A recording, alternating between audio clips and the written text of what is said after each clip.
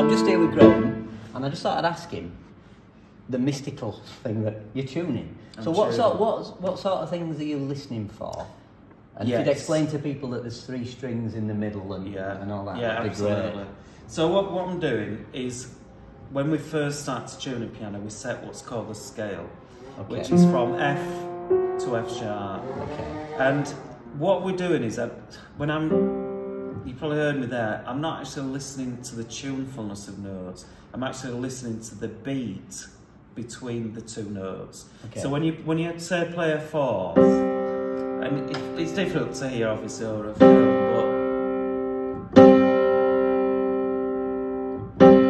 but there is a wow sensation there. And it's wow, wow, wow. And with a 4th, you just need a very gentle, about 1 every second. I'm talking about wows. I know it's a bit ridiculous. No. But there is you create with intervals different overtones and things, which is what we're listening for. And essentially, we're tuning 4ths and 5ths all the way up. So we've done what we call a scale, and then that section is then tuned.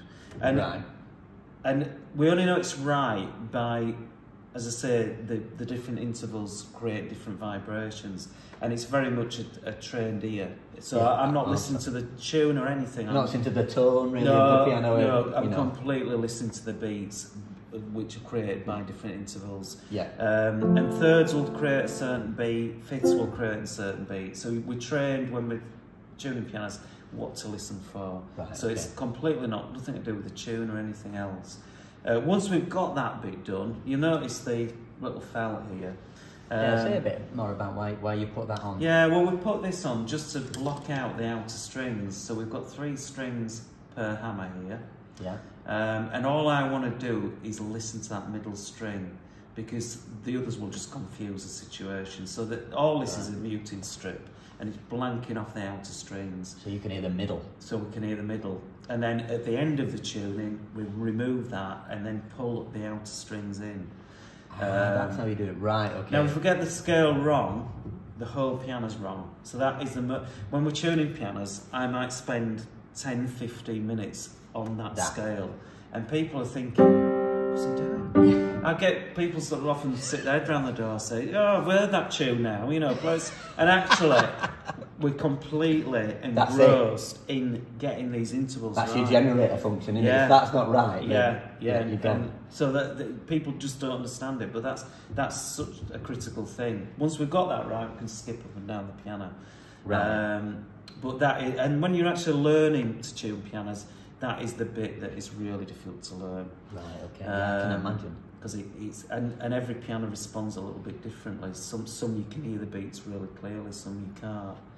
And I know it's a really hard question to answer, but of the 3 strings, do you find in your experience when you go to people's houses that, you know, certain one of the strings has just completely dropped out? Is that the thing that's the out of tune thing that's going on? I mean, that can happen. It can be different things. I mean, sometimes the tuning pins that we've got here can be a little bit looser in an area. That's where we're talking about earlier about older pianos, where they may look all right, but they won't tune. Because these are very much like, the tuning pins are like a screw in a piece of wood, and if they become loose, they're just not holding the tension. And there is a lot of tension on those tuning pins. So they need to be really, really tight. The other area can be lower down, which we can't see, but where the bridges are, you can get movement in the bridge sometime. But this is a critical area in the piano. And the tuning pins here, you might think they go into the iron frame. That's the iron frame there. But they actually go into what's called a rest pin plank. Which runs at the back of the frame. It's a piece of timber. And the tuning pins go into that. Rather than into the frame. They're going right through. So they go right through to the tuning plank. And then if you get a defective tuning plank, that's usually would be the end of the piano. Because it just becomes untunable. That's really interesting to find out. Thanks for letting us know. Pleasure. Cheers.